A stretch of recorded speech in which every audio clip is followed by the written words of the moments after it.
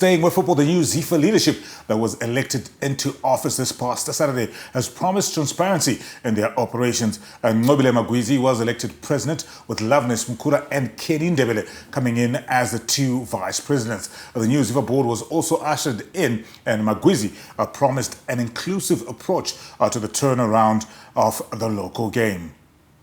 We have our work cut out for us. The team that has been put in place today marks the beginning of a new era for Zimbabwean football.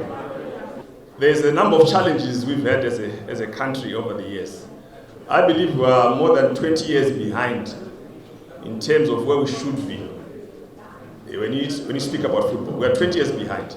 So there's a lot of work that needs to be done. Firstly, we need to fix our institution.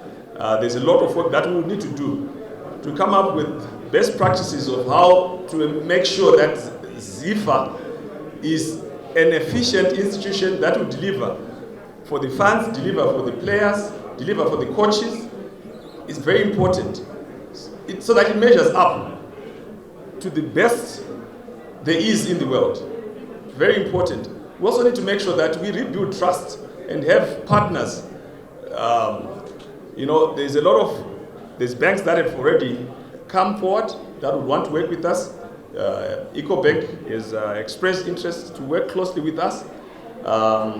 They've also expressed interest to give us a new head office that we would use while we renovate the ones we have.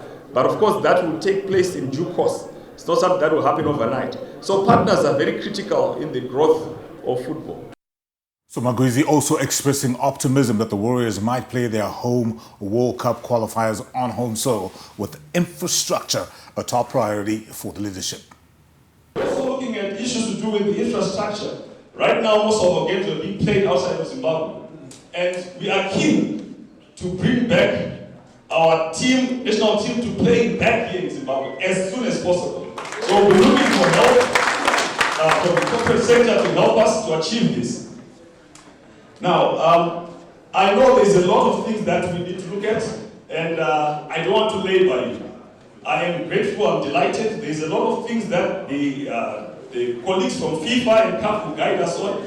Obviously, we need to be fully constituted as an assembly. It's very important that we get to that point, and when that is done, I think the work will start. But obviously, one of the critical things that we need to get to is to make sure that we have an all-stakeholders conference where we can make a strategy to go into the future.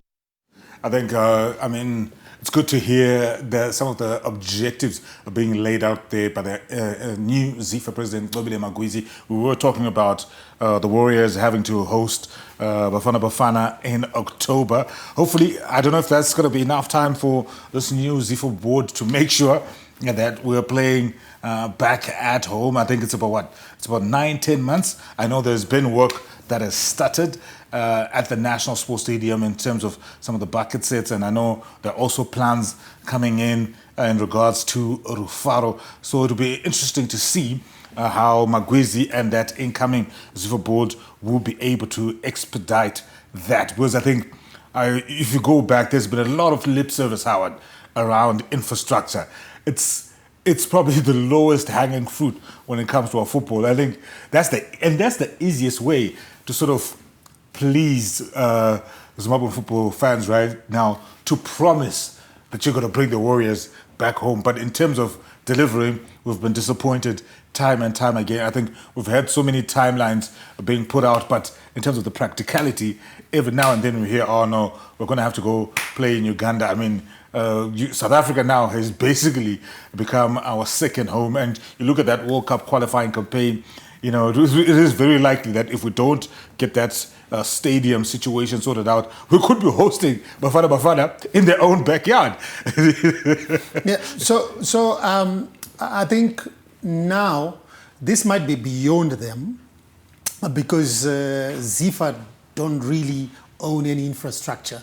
But what I'm happy about is these guys seem like they know which doors to go and knock. You saw how people were, so much into these elections, wanting to know what's going on, right from FIFA, CAF, and all the generality of Zimbabweans. So I'm sure a lot of people are going to come together, especially from CAF, because they want to be, from CAF and FIFA, they want to be seen as, propping up Zimbabwe football, which was in the doldrums. So I'm sure FIFA coming in and also having word with the government, I'm sure that's going to be something that everybody is going to come together and work on. I feel there's an air of optimism everywhere when it comes to football now. Look, it's a new trajectory that these guys are trying to map, and I'm sure it's going to work this time around. All right, that's a wrap of our sport for this hour on this Tuesday, to be awesome Tuesday. We'll be back shortly, catching you up on our top stories. We've still got press highlights, traffic, and our literature review coming up. We're back shortly.